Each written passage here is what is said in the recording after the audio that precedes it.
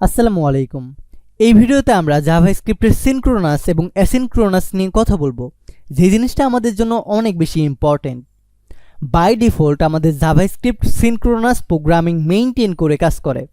Synchronous জিনিসটা হচ্ছে আমাদের স্টেপ বাই স্টেপ একটা টাস্ক কমপ্লিট করার পরে অন্য আরেকটা নতুন টাস্ক ধরে, অর্থাৎ আপনি একটা কাজ শুরু করার পরে সেই কাজটা শেষ না হওয়া পর্যন্ত জাভাস্ক্রিপ্ট নতুন অন্য আরেকটা টাস্কে যাবে না। এটাকেই মূলত বলা হয় সিনক্রোনাস। সো আমি যদি এক্সাম্পল দিই তাহলে দেখতে পাবেন, আমি শুরুতে console.log করব, সে এটা হলো ঈশান, অ্যান্ড দ্বিতীয়বার সেম জিনিসটা আমি কপি করব, এই জায়গায় দিব আহমেদ, এবং তৃতীয়বার আবারও কপি করব এবং এই জায়গায় দিব আহাদ। এবং এই যে তিনটা জিনিস আমরা করলাম, এখন যদি আমি টার্মিনালে গিয়ে এটাকে রান করি তাহলে আমাদের এই জিনিসটা তিনবারে তিনটা রান হবে। সো নোড index.js, দেখেন শুরুতে আসছে ঈশান, দেন আসছে আহমেদ, দেন আসছে আহাদ। এই জিনিসটা কিন্তু আমাদের সিকোয়েন্স মেইনটেইন করে আসছে, যেটার পরে আমরা যেটা দিছি ঠিক সেটা আমাদের যদি সঠিক হয় তাহলেই রেজাল্টটা শো করাচ্ছে। এই জায়গায় যদি আমরা মিস্টেক করতাম, সে console.log না দিয়ে console.log দিতাম, তাহলে কিন্তু আমাদের এটার সিকোয়েন্স মেইনটেইন করতো না, বা আমাদের ভুল হইতো, যার কারণে আমাদের পুরো রেজাল্টটাই আর শো করাইতো না। সো এই জিনিসটা যে প্রবলেমটা করে, যে আমাদের একটা ভুলের কারণে বাকি জিনিসগুলোকেও আমাদেরকে আর দেখায় না, এই জিনিসটাকে বাদ রেখে অন্য আরেকটা জিনিস চালানোর জন্যই মূলত আমাদের অ্যাসিনক্রোনাস প্রোগ্রামিংটা চালু হয়।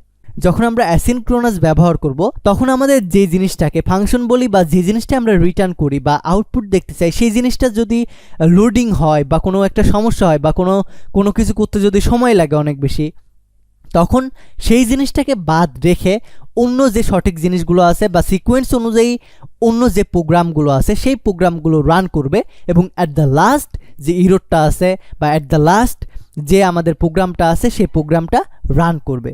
সো এই জিনিসটাকে মূলত বলা হয় অ্যাসিনক্রোনাস। আর আমাদের অ্যাসিনক্রোনাস প্রোগ্রামিংয়ের সবথেকে বড় একটা এক্সাম্পল হলো set time out function. So আমি এই জিনিসটাকে আরও সুন্দরভাবে বোঝানোর জন্য একটা ফাংশন ক্রিয়েট করব। Say for example let fun1 is equal, আমরা অ্যারো ফাংশন ক্রিয়েট করব এইটার জন্য, অ্যান্ড এইটার ভিতরে জাস্ট লিখব console.log fun1, অ্যান্ড এটা অবশ্যই স্ট্রিং টাইপ। সো আমাদের ফাংশন 1 ক্রিয়েট হয়েছে। এখন আমরা দ্বিতীয়বার আরও একটা ফাংশন ক্রিয়েট করব, তৃতীয়বার আরও একটা ফাংশন ক্রিয়েট করব। এই জায়গায় দেব fun2, অ্যান্ড অবভিয়াসলি সেম জিনিসটা আমি কপি করে দেব এই জায়গায়, অ্যান্ড এই জায়গায় দেব function3, অ্যান্ড এই জায়গায় যাব কপি করে দেব। সো এখন আমরা যতক্ষণ পর্যন্ত না এই ফাংশনগুলোকে রান করব বা যতক্ষণ পর্যন্ত না কল করব, ততক্ষণ পর্যন্ত কিন্তু আমরা এই তিনটার আউটপুট পাবো না। সো এখন যদি রান করি, দেখেন function1, function2, function3 আউটপুট দিচ্ছে। আমরা যদি function3কে সবার আগে দিই তাহলে আমাদের function3টাই সবার আগে আউটপুট দিবে। দ্যাট মিন্স আমরা যেভাবে আমাদের জিনিসগুলোকে কল করব ঠিক সেই সিকোয়েন্স মেইনটেইন করেই কিন্তু আমাদের এইটার রেজাল্ট শো করবে। আপনি যদি 2কে সবার শুরুতে নেন তাহলে 2 সবার শুরুতে প্রিন্ট করবে, যেহেতু সে আউটপুটের যে জিনিসটা আছে সেটাকে প্রাধান্য দেয় বেশি। এইটার জন্য আপনি আউটপুটে যদি সবার শুরুতে লাস্টেরটাও রাখেন তাহলে লাস্টেরটাই সে সবার শুরুতে প্রিন্ট করে দেখাবে। সো আই হোপ সিনক্রোনাস জিনিসটা কি এটা আপনি বুঝছেন।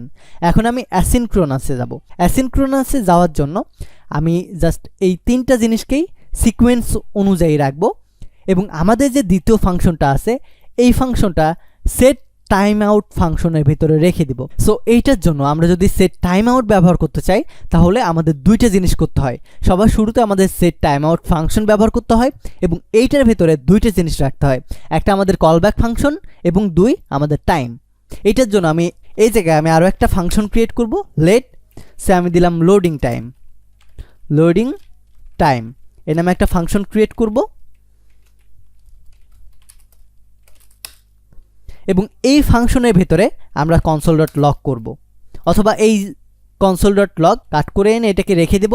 আর এইটার ভিতরে যে জিনিসটা আছে এইটার ভিতরে সেট টাইম আউট ফাংশন দিয়ে আমরা এই সেম জিনিসটা এইটার ভিতরে যে জিনিসটা আছে এটাকে রিটার্ন করে দেব। জাস্ট লোডিং টাইম এই ফাংশনটাকে দেব, এবং দ্বিতীয়ত আমাদের কি দিতে হবে, টাইম দিতে হবে। So 2 second.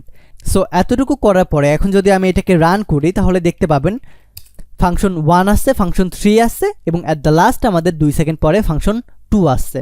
কিন্তু আমি যদি এখন এটাকে কেটে দিই তাহলে দেখতে পাবেন আমাদের সবার শুরুতে ফাংশন 1, তারপরে ফাংশন 2 এবং এইটার পরে কিন্তু ফাংশন 3 কল করা আছে।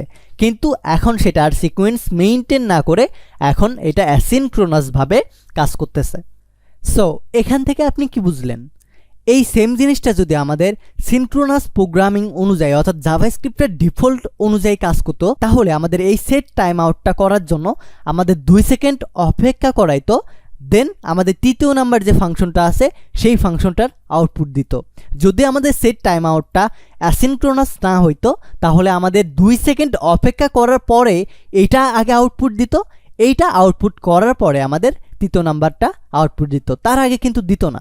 যেহেতু সেট টাইম আউটটা অ্যাসিনক্রোনাস, এইটার জন্য এটা ব্যাকগ্রাউন্ডে ডাটাটা লোড করতেছে, সেই সময়ে লোড করার যে টাইমটা আছে সেই সময় সে থেমে না থেকে সে পরের যে টাস্কগুলো আছে সেই টাস্কগুলো কমপ্লিট করতেছে, যে জিনিসটার জন্য অ্যাসিনক্রোনাস প্রোগ্রামিংটা এতটা বেশি জনপ্রিয়। সো আই হোপ আমি আপনাকে বোঝাইতে পারছি সিনক্রোনাস কি এবং অ্যাসিনক্রোনাস আমরা কেন ব্যবহার করব। So moral of the story আমি আবারও বলতেছি, যদি আমরা সিনক্রোনাস অর্থাৎ জাভাস্ক্রিপ্টের ডিফল্ট যে বিহেভিয়ার ওই অনুযায়ী যদি আমাদের টাস্কগুলো কমপ্লিট করাইতে চাই তাহলে আমাদের একটা টাস্ক কমপ্লিট করার পরে যে টাস্কটা আছে সেই টাস্কটা ধরবে সে। এটা হচ্ছে আমাদের সিনক্রোনাসের নিয়ম বা ধরন। কিন্তু আমাদের দ্বিতীয়টাতে যদি অনেক বেশি সময় লাগে, ধরেন এটাতে ইরর আসলো বা অনেক বেশি সময় লাগলো আমাদের ডাটাটা রান করতে বা একটা এপিআই থেকে এসে লোড হতে অনেক বেশি সময় লাগলো, তখন এই সিনক্রোনাস প্রোগ্রামিংটা এই যে সময়টা নিচ্ছে লোডিং হওয়ার জন্য ঠিক সেই সময়ে অন্য কোনো প্রোগ্রামার রান করবে না, তখন শুধুমাত্র ওইটার উপরে ফোকাস থাকবে যেটার জন্য আমাদের বাকি সময়টা অপেক্ষা করতে হবে। এই যে সময়টা যাচ্ছে এই সময়টাকে কাজে লাগানোর জন্য আমাদের অ্যাসিনক্রোনাসটা চলে আসছে, যেটার জন্য আমাদের যে ডাটা লোড টাইমটা নেয় এই লোডিং টাইমে সে লোডিং হচ্ছে, লোডিং হওয়ার পাশাপাশি আমাদের পরবর্তী যে টাস্কগুলো আছে সেই পরবর্তী টাস্কগুলো সে একটা করে কমপ্লিট করবে এবং অ্যাট দ্য লাস্ট যে টাইমটা আছে বা অ্যাট দ্য লাস্ট আমাদের যে অ্যাসিনক্রোনাস জিনিসটা আছে বা লোডিং টাইমটা আছে সেই লোডিং টাইমটা এক্সিকিউট হবে। এক্ষেত্রে আমাদের এক্সট্রা টাইম লাগতেছে না, এক্ষেত্রে আমাদের বেশি সময় ধরে একটা টাস্ক কমপ্লিট হওয়ার জন্য ওয়েট করা লাগতেছে না। আমাদের সেই টাস্কটা কমপ্লিট করতে যদি একদিন সময়ও লাগে তখন আমাদের এই একদিনের ভিতরে বাকি যে টাস্কগুলো আছে সে automatic step by step complete করে নেবে। সো আই হোপ আপনার কনসেপ্টটা কিছুটা হলেও ক্লিয়ার হয়েছে। এই ভিডিওটা এই পর্যন্তই থাকবে। ধন্যবাদ। Take it easy.